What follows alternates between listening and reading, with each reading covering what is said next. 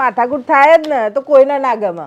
ના ના મેડમ 28 વર્ષ લાગતી નહીં. હા તારી કેટલી છે? 35 વર્ષ. તે એવું જ થયું ને.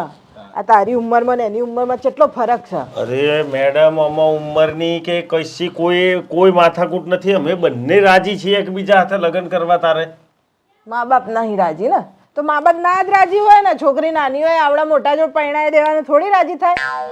અરે એના બાપાએ રાજી ખુશી હગઈ કરાઈ આલી છે અમારી. બીજ વર્ષ હતું? અરે ભાઈ કોઈ બીજવર નહીં. આ તો તારી ઉંમર જોઈને એવું લાગે કે પહેલા થઈ ગયા હશે લગ્ન. પૂછી તો. ના ના મેડમ બીજી વાર કાંઈ નથી. હા તો મારા પપ્પાએ જ સગાઈ કરાઈ આપી હતી. પપ્પાએ કરાવી છે તોય બાપા માનતા. તો પછી નક્કી તારું ચોક છે ને બધું. આ તું કંઈક ખાતો પીતો હશે એટલે એ બધું ખબર પડી ગઈ છે એટલે હવે ના પાડે છે. અરે મેડમ એવું કશું જ નહીં બાપા. તમે એક તો મારી વાત પૂરી સાંભળતા નથી ને તમે તમારા દિમાગનો વિમોન ઉડાડ કરો છો. પૂરી વાત તો સાંભળો મારી. શું છે બોલતો? હવે એવું છે કે અમે બંને રાજી છીએ. અમારે બંનેને લગ્ન કરવો છે.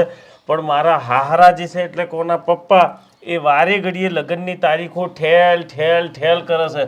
અને આ વખતે તો 1 વર્ષની મુદત મારી છે એમણે. હવે તમે જ કહો મેડમ કે 35માં હું આટલો મોટો લાગુ છું તમને તો 36માં તો તમે અમારું છૂટું જ કરાવી નાખશો. હું તો અત્યારે કરાવવા માંગુ છું. કશું કીધું? ના કશું નહીં.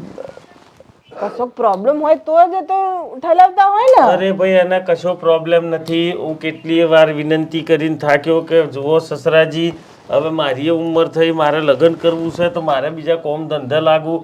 ઓને મારે આગળ ભણી રહી છે એટલે મારે એને નોકરી લગાડવાની છે. આ બધું આયોજન હું કરીને બેઠો છું. પણ મારો દિયોર વારે ઘડીએ તારીખો ઠેલ કરે છે. હવે 1 વર્ષની મુદત મારી એમણે. બરાબર છે. મેં પૂછ્યું એમને કે ભાઈ તમે મારું અને ઓનું લગ્ન ચમ નથી કરાવતા. તો મને એમ કહેશે કે મને કંટાળો આવે છે. આ તો કઈ બોનું છે કંટાળો આવે છે એમ. મેં કીધું હેનો કંટાળો આવે છે?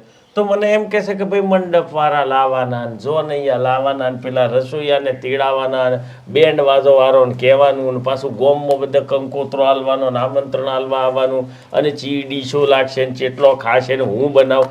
આ બધું આમ કહેવાય ને કે મને કંટાળો આવે છે. મારી આળસ ખંખે રહી જાય, હું માનસિક રીતે ફ્રેશ થઈ જાઉં પછી આપણે લગ્ન કરીએ એમ કહે છે. સારું તો હું મારા જમાદારને મોકલું છું. તમારા સસરા સામે લઈ જાઓ. એ થોડો ડિસ્કો કરશે એટલે એમનો કંટાળો દૂર થઈ જશે.